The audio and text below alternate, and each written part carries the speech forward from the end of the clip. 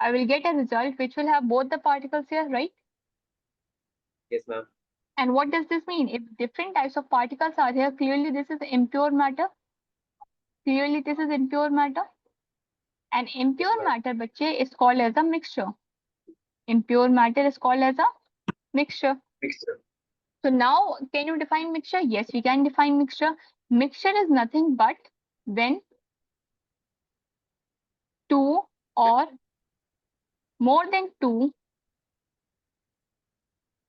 pure substances, okay, are combined or mixed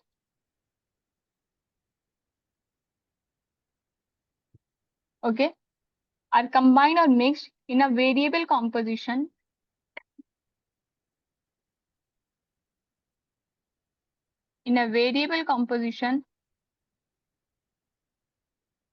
okay, through physical nature of bonding.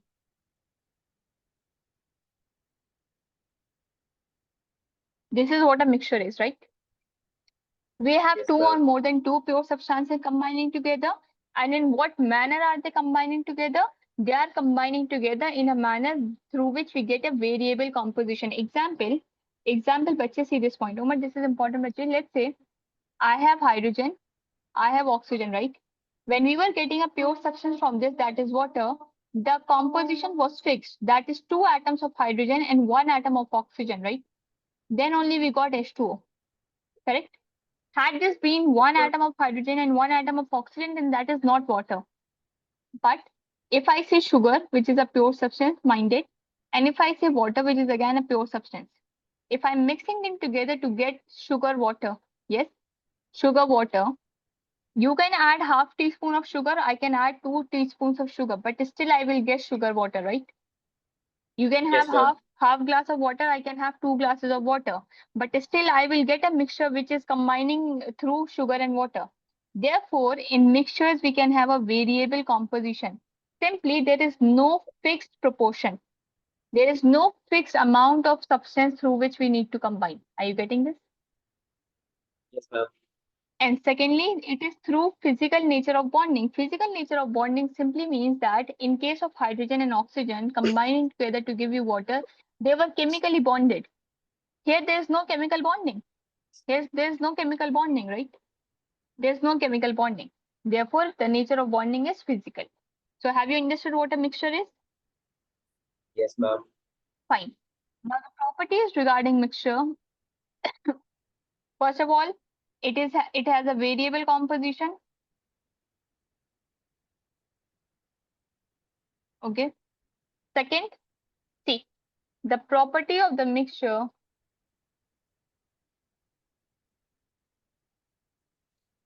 of the resultant mixture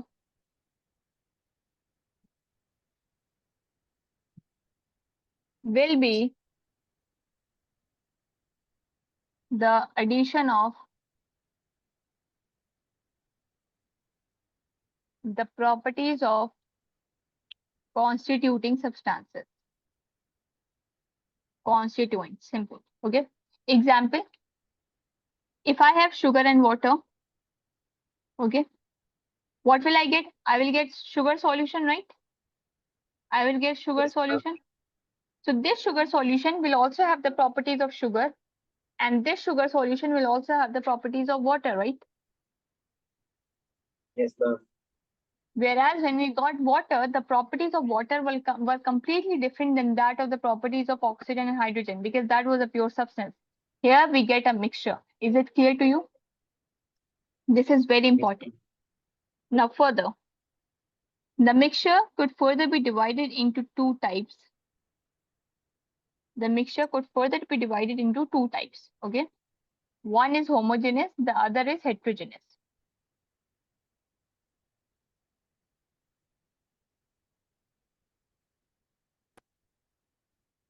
Okay. Homo means same. Umar, homo means same. Okay. And hetero means different. Okay. Hetero means different. What is the basic difference here?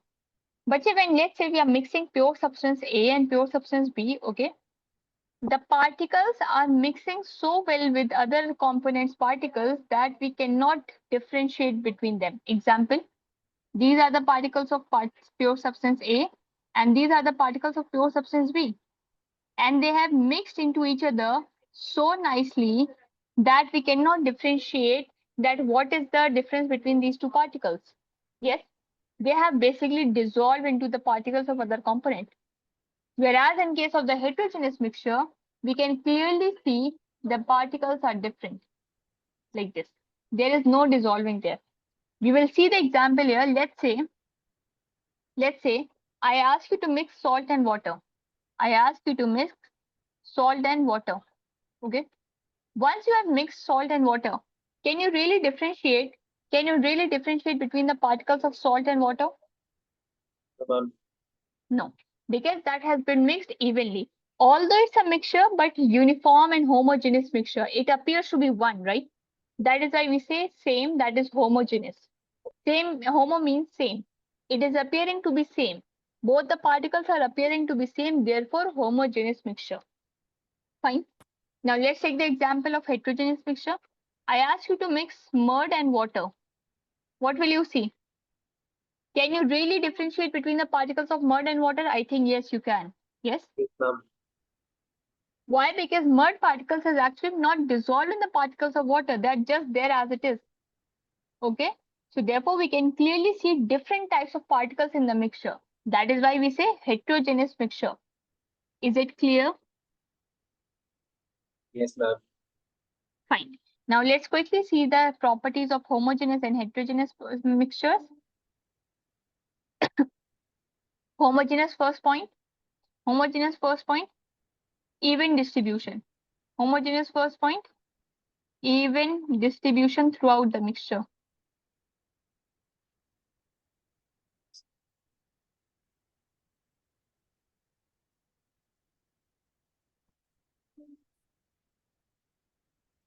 Throughout the mixture, yes.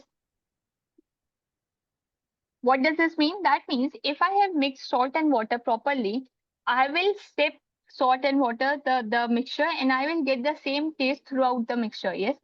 It's not that one part will give me a different taste and other will give me a different taste. Therefore, there is even distribution throughout the mixture. Second, whereas in the case of heterogeneous mixture, no even distribution.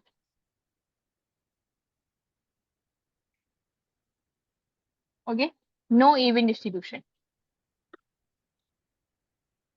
Clear?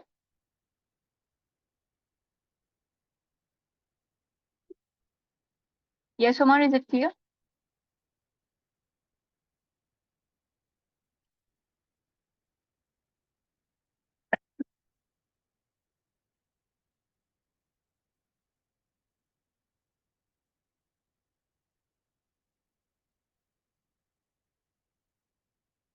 Hello. Yes, ma'am.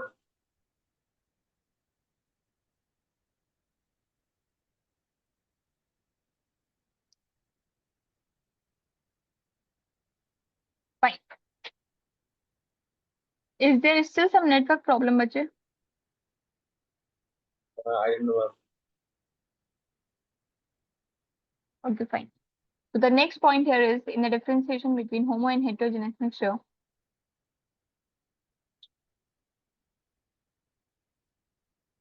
We cannot we cannot distinguish we cannot distinguish between particles of different components.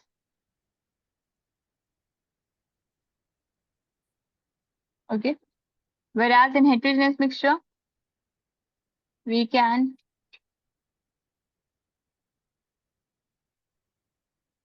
distinguish between particles of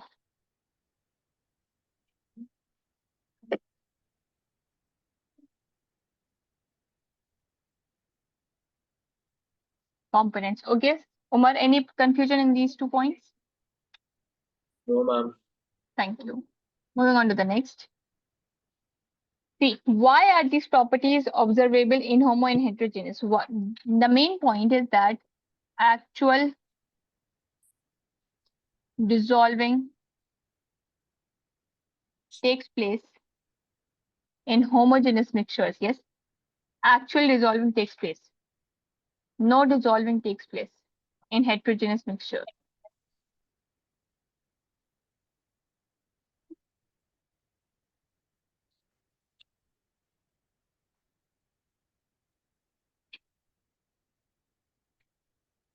Clear? Yes, No ma'am. dissolving takes place in heterogeneous mixtures. So these are some of the basic differences between homo and heterogeneous mixture. I've already written the examples. Please write the examples also. Example salts plus water and heterogeneous mud plus water.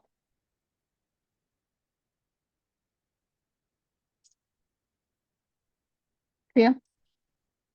Yes, ma'am. Fine. Now coming on to the first, we are going to discuss the homogeneous mixtures. First, we are going to discuss the homogeneous mixture. Homogeneous mixture is called as a solution. Homogeneous mixture is called as a solution. It has a solute and it has a solvent. A homogeneous mixture is called as a solution. It has a solute and a solvent. Solute is the part of the mixture, okay, the component of the mixture which is in lesser quantity. Which is in lesser quantity. Clear? Solvent is the part of the mixture which is in greater quantity or larger quantity. Okay. Example, if I have sugar and water, I mix them properly, will I get a homogeneous mixture? Yes, Omar? Yes, ma'am. Yes. In this, there are two components, sugar and water. Together, they are giving me a solution. Sugar and water together are giving me a solution on mixing. So sugar is in the less quantity, therefore sugar is the solute. Yes. Sugar is the solute. And water, which is in larger quantity, is the solvent. Okay. Simple. Now, moving on to the next point here. Solutions or the homogeneous mixture are not always liquid, are not only liquid in state. Okay, since this is also matter, there could be different physical states for solution also. Solutions are also present in solid, liquid, and the gaseous state. Okay, and the gaseous state. The state of the solution is generally determined by the state of the solvent. The state of the solution is generally determined by the state of the solvent. Okay, see, let's see the liquid solutions. Can you give me an example of a liquid solution, bache?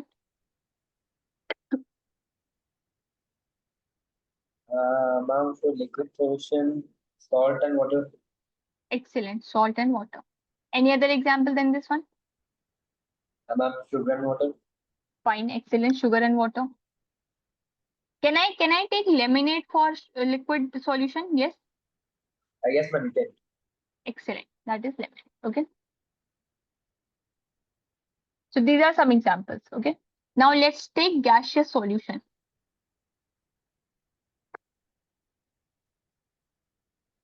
See, some Omar, in liquid solution, I can have liquid salt and water. Okay, let's take the example of salt and water. They are bounded chemically. Yes, they are bonded to each other. Sorry, so sorry for this. They are bonded to each other physically. Yes, there is no chemical bond here. They are bonded to each other physically. We can add them in variable composition. There is no fixed amount of proportion that needs to be added for this to get a mixture. Therefore, these are solutions. And what is the state of the solution? The state of the solution is liquid. Therefore, they are called as liquid solutions. Is it clear? Yes, ma'am. Fine. Gaseous solution. Simply, gaseous solution would be what? When different pure substances are combining together to give you a homogeneous mixture and they are present in the gaseous state, that is called as a gaseous solution, right?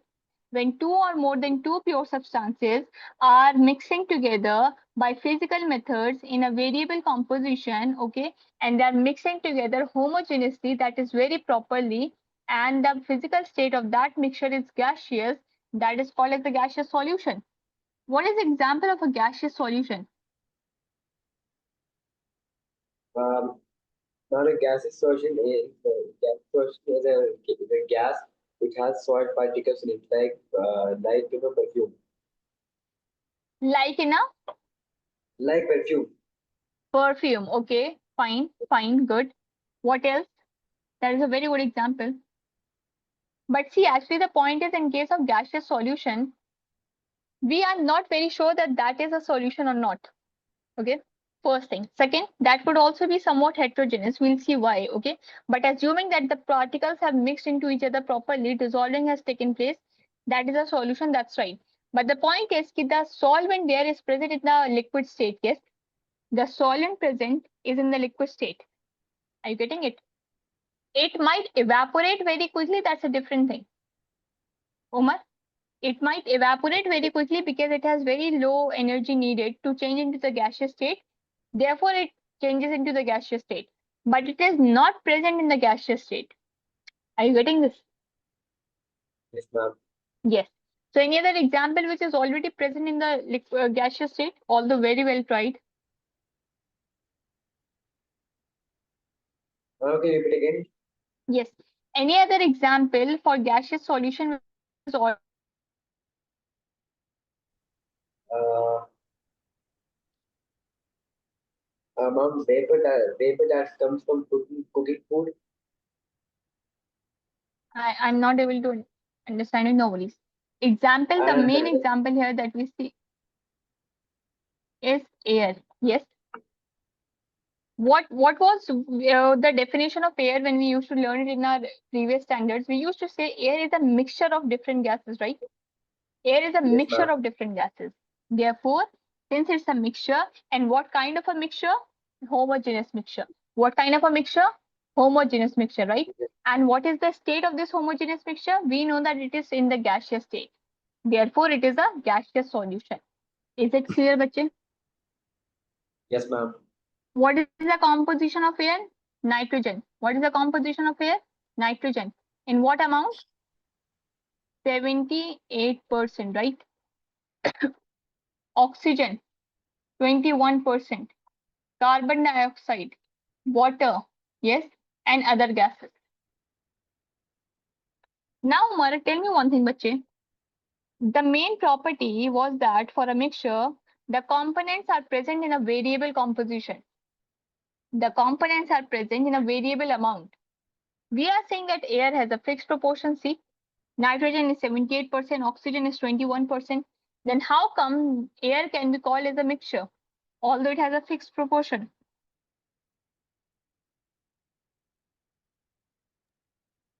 Uh, I'm not sure, ma'am. No, any idea, any point that you are able to think of? Just tell me one thing. Air has a fixed proportion, right? We can see nitrogen 78%, oxygen 21%, right? Yes, ma'am. And what did we define mixture as? Mixture was defined as a variable composition, right? Yes, ma'am. So how is air really a part of mixture? Can you tell the question again? Yes, I'm saying how can we say that air is a mixture if air is having a fixed proportion here of its components?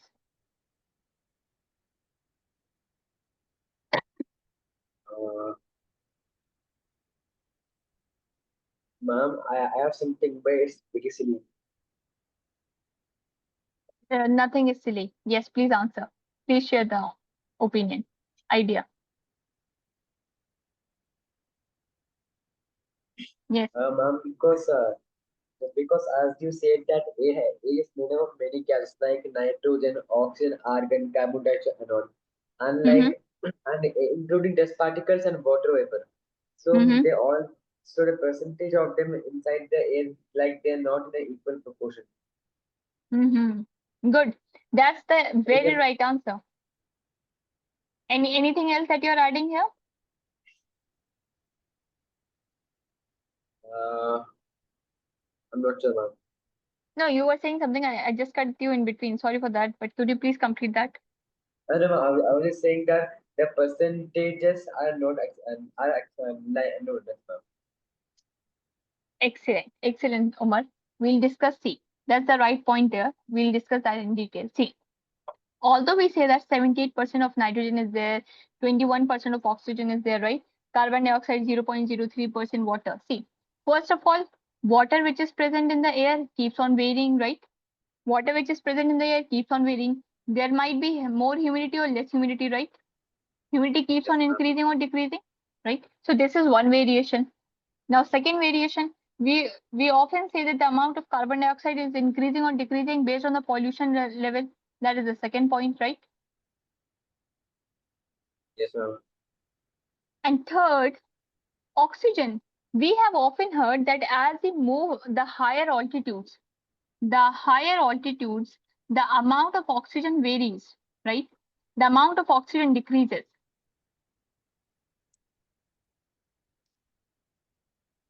Oxygen decreases, yes, bache? And as we move below, like very low altitudes, okay, below the sea level, basically, there also the oxygen level goes down. Yes, ma'am. O2 decreases. What are we saying? What are we saying?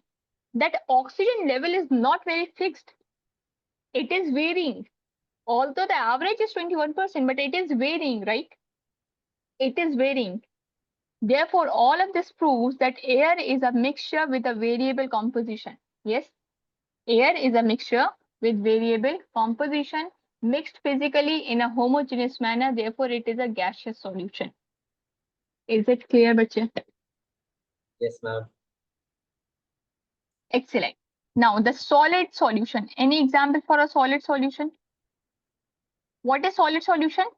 Any mixture which is mixed in the homogeneous manner, but the physical state is solid, right? But the physical Yes, state is solid. Yes. ma'am. Any example here? Huh? Uh,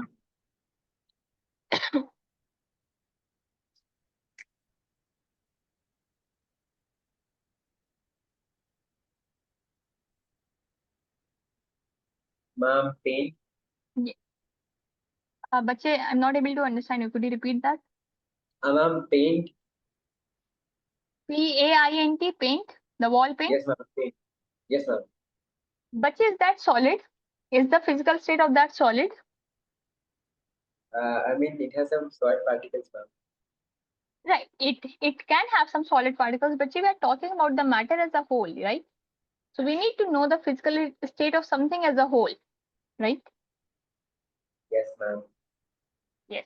Very well tried. No worries. Any other example?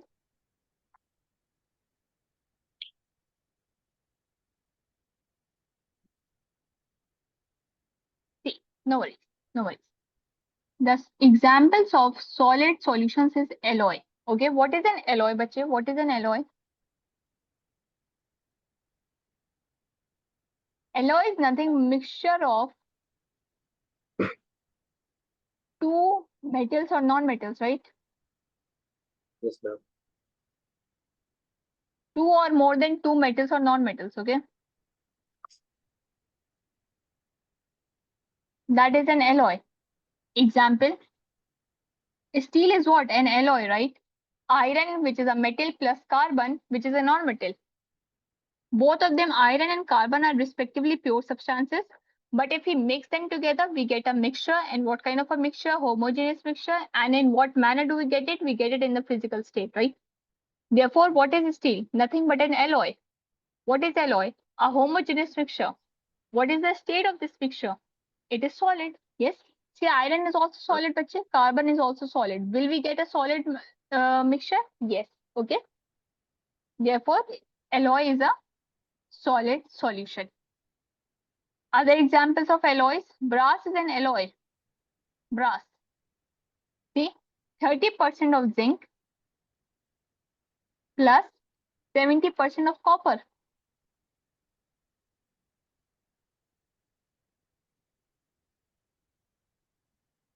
Yes, Umar? Yes, ma'am. Yes. So these are the examples of alloys. Now, one very important point regarding alloy, please be careful and attentive while listening to this. A mixture, bache, has what kind of bonding? Physical or chemical? Ma'am, can you repeat the question again? Yes. What kind of bonding is present in a mixture? Physical or chemical? Ma'am, uh, ma'am, physical. Excellent. Physical bonding. Excellent.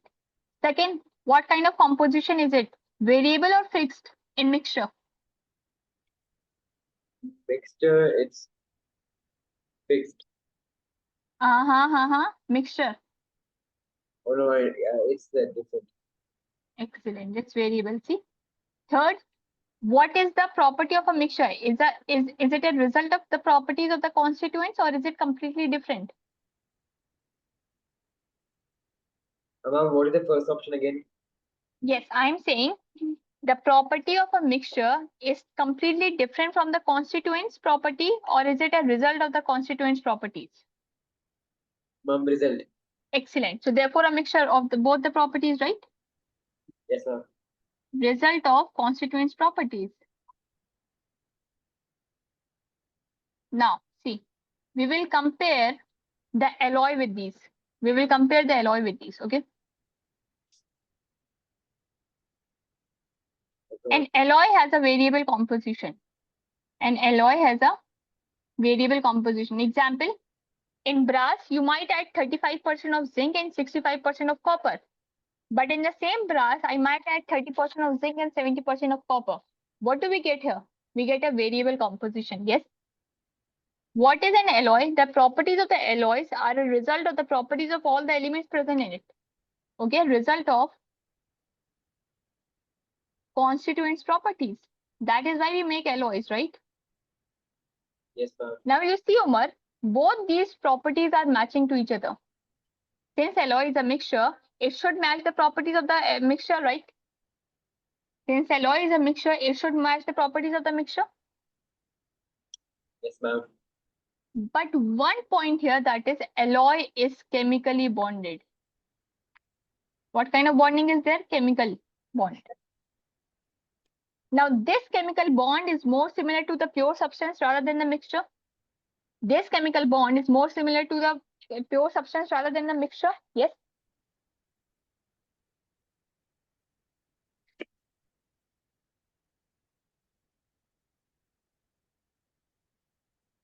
Hello. Yes, ma'am. Yes. So chemical bonding property is similar to that of pure substance.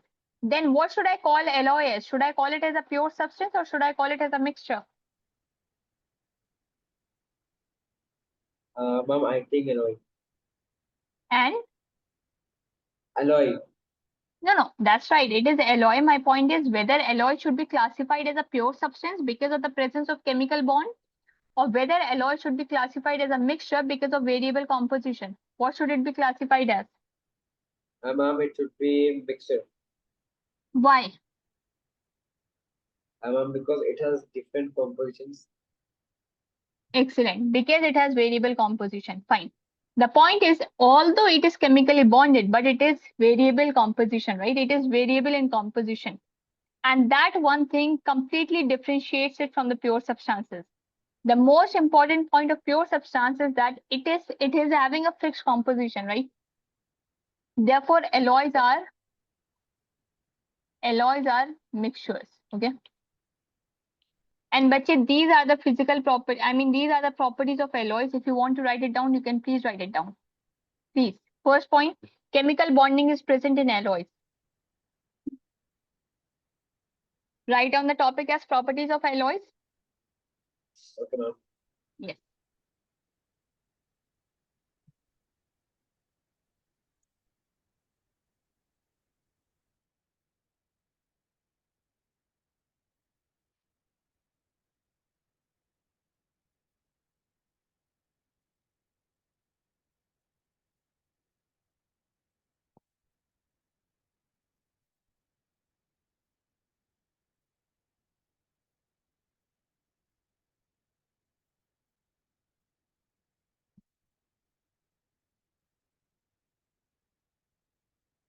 Done. First point done. Yes, ma'am. Second point, right? Alloys have a variable composition.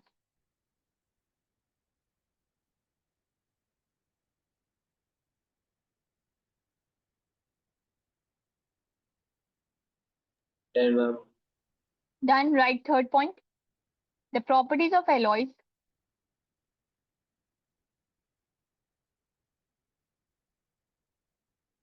The properties of alloys Done, ma'am. are a result of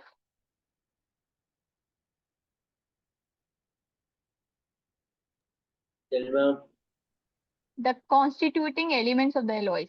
Are a result of the constituting elements of the alloy.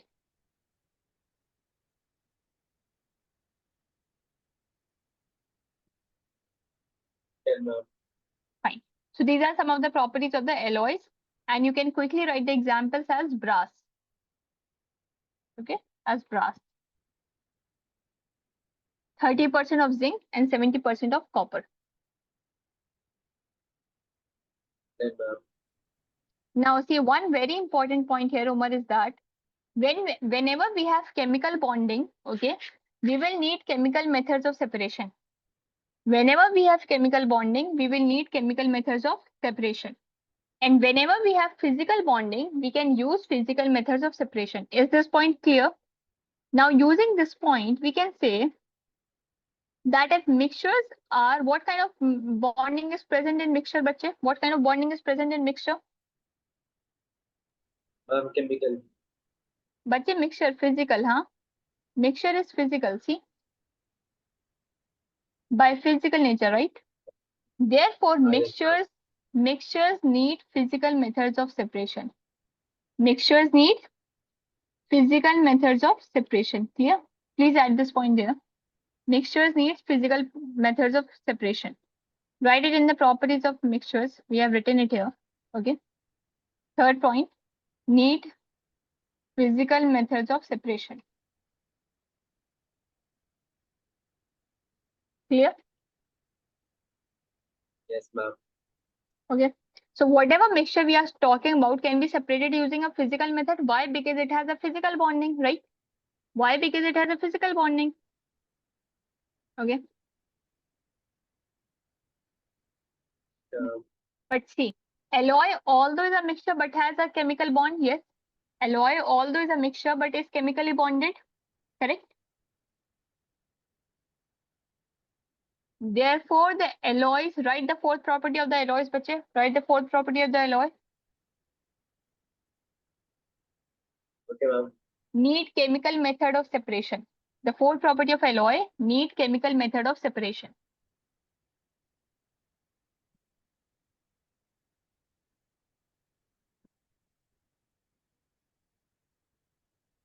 Is it done? Understood? Done, ma'am. Any confusion here, bache? Any confusion? No, ma'am. Fine. I'm opening the NCRT here.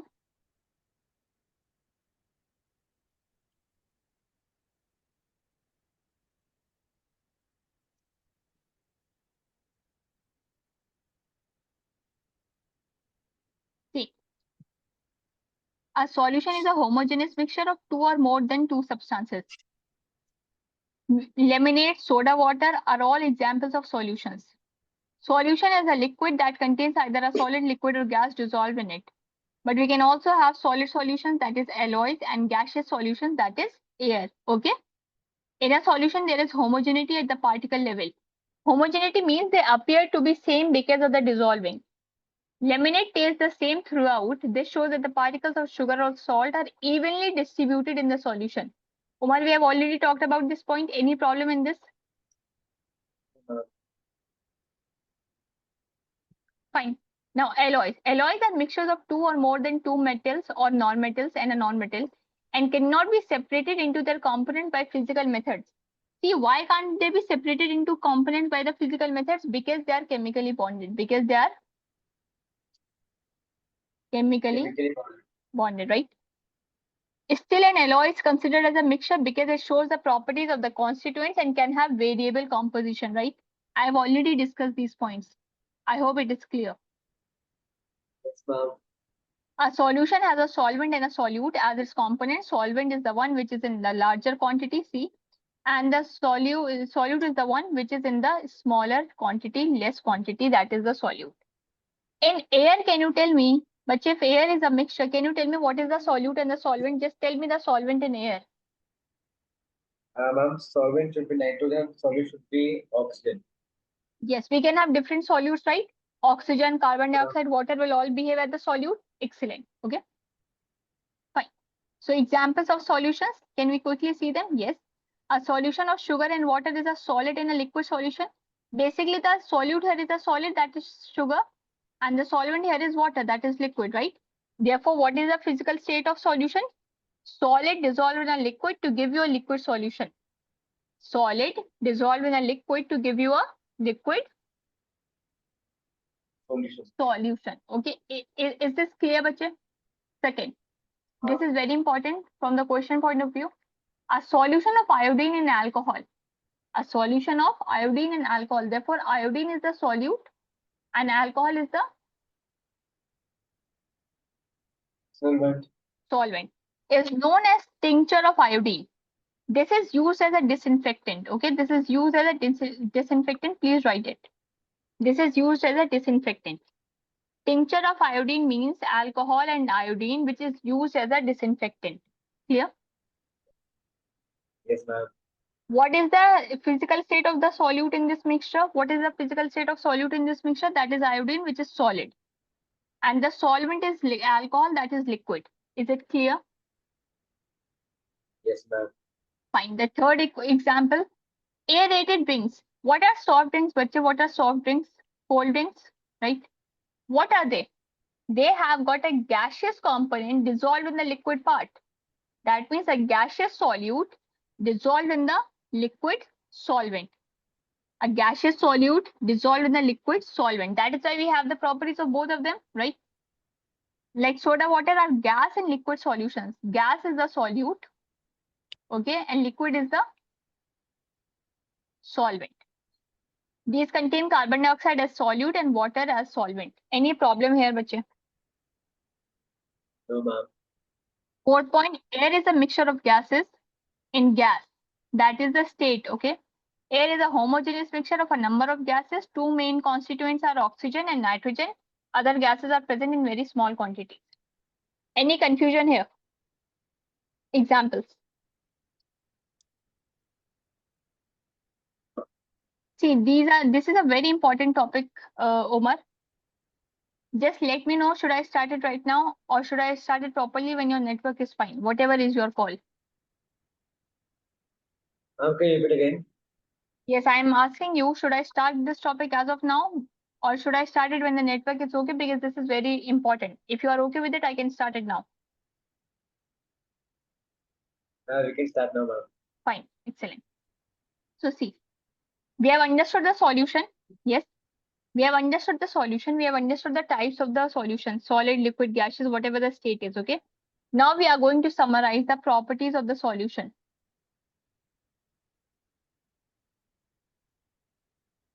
Okay, properties of the solutions. First, what is the property of a solution? It is a homogeneous mixture. What kind of a mixture? Homogeneous. Right? It's a homogeneous mixture. If it's a homogeneous mixture, that means dissolvent takes place, right? Dissolvent takes place. And see, Umar, how can dissolvent takes place? If I say these blue are the solvent particles and black are the solute particles, if the solute particles are so big, can dissolving takes place? No. The solute particles have to be very small for the dissolving to take place, right? Yes or no? Therefore, the particles of the solute are very small. The particles of the solution are very small. Okay, ma'am. What is the value? Less than 1 nanometer. And 1 nanometer is equal to 10 raised to the power minus 9 meter. Okay. Clear? Okay, ma'am. It is because of the size of the particles that the solutions get their property. It is because of the size of the particles that the solutions get their property. Because the particles are very small, the dissolving takes place. Since the dissolving takes place, we have uniformity and homogeneity in the mixture. Since the dissolving takes place, we have homogeneity and uniformity in the mixture. I hope that is clear. The third point, okay? Solutions do not show Tyndall effect. Do not show Tyndall effect. What is Tyndall effect, bacha? Any idea? Yes, ma'am. Yes, what is it? Ma'am, ma'am, it's when light reflects on the particles of suspension. Yes, fine. You have some idea. Good. I'll quickly explain it. Let's say, bachi, this is some container, okay, and this has got some particles, right? If the ray of light passes, the beam of light passes through these particles, okay, if the particles are big enough, they can scatter the light, right? They can scatter the light. And if the light will get scattered, we can see the path of the light, right? We can see the path of the light. But if the particles are not that big, the light will move straight away like this. Therefore, the path of the light will not be visible. Okay. Therefore, what is Tyndall effect? If you want to define Tyndall effect, you can write it. The scattering, the scattering of light beam or ray, okay, by the particles, okay, by the particles, and therefore the path of the light becomes visible.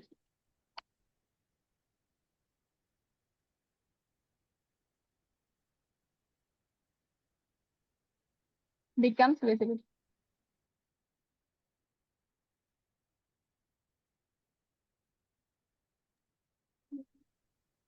Okay, okay, Umar. So this is Tyndall effect. If we are saying that solutions do not show Tyndall effect, that means we cannot see the path of the light through solutions. Yes. Yes, ma'am. Yes. And why can't we see that? Because we know the particles are very small. They will not even scatter the light. If the light is not scattered, we cannot see the path of the light. Simple. Is the reason clear? Yes, ma'am. Fine. The fourth and the last property of solutions is that they are stable mixtures. They are stable mixture. See, but what do we mean by stable mixture? Any idea? Ma'am, can you repeat again? Yes, what do we mean by stable mixture? Any idea? It's a mixture with equal proportion. No, no worries. Well tried. See, if I have a mixture, okay, if I have a mixture, okay, let's say I have mud and water, okay, if I have mud and water, okay, if I mix it and if I leave the mixture undisturbed, that is without disturbing the mixture for some time, don't you think that you will see the mud settling down and water like here? Yes, yes or no? Yes, ma'am. Simply means the mixture will sort of separate out into its components. Yes, that means the mixture was unstable. That is why it separated out. It was not very stable in the mixture form. Yes, and see, what is a stable mixture? A stable mixture is the mixture that when left undisturbed for some time, it will remain like that. It will not separate out into its components. If you have mixed lemonade, okay, if you have a lemonade and if you leave the lemonade undisturbed for some time, will you see the components of lemonade separating out? Ma'am. No, right? Therefore, it's a stable mixture. Why? Because it's a solution. Are you getting that, Umar? Yes, ma'am. And why does it not separate out? Because the dissolving has taken place. Actually, the dissolving has taken place because of the such small size of particles. Therefore, the mixture is a stable mixture. I hope the concept is clear. And if the mixture is a stable mixture, filtration cannot be used. Filtration cannot be used. I will explain you why. See, if I have mud and water, mud will separate out here, yes, and water will separate out here, right? So I can filter the water and I will get mud here, right? I can separate the components by filtration, yes or no? Yes, ma'am. Yes. But if I have a lemonade, if I will have a lemonade, okay, no component will separate out. If no component can separate out, even if I filter, I will get the lemonade only. Yes. Yes, ma'am. Therefore, we cannot use filtration to separate. Yes or no? Is it clear? Is it clear? Yes, ma'am. Kinda. Kind of. Any should I repeat at this point? Any other problem? We will go through NCRT. Inshallah, then it will be clear. Okay. See, come to this. A solution is a homogeneous mixture. First point. The particles of a solution are very small, less than 1 nanometer. Yes. Because of this small size of the particles of solution, we get the properties of solution, right? Because of very small size in the particle, they do not scatter the beam of light. Therefore, the path of the light is not visible. Therefore, no Tyndall effect. Yes, Umar, please respond, bache. Yes, no Tyndall Yes, effect. ma'am. So the main point, 4 point, the solute particles cannot be separated from the mixture by the process of filtration. The solute particles do not settle down when left undisturbed. That is, the solution is stable. Now this would be clear. If I say, bache, if I say I have mud and water, so mud will settle down at the bottom and water will separate out. Yes. If I filter this, I will get mud and water separately, right? I will get mud and water separately. Yes or no? Yes, ma'am. Sedimentation, decantation, are you able to recall that process? Yes, ma'am. Yes. So that is what we filter it. Why can we filter it? Because two of them separate out, right? But if I filter lemonade, what will I get? I think I will get lemonade only as it is. As it is, right? Yes, ma'am. Why? Why are we getting lemonade as it is? Because it is a stable mixture. Because it is a Stable mixture. And why is it a stable mixture? Because it has actually dissolved. And why has it actually dissolved? Because of such a small particle size.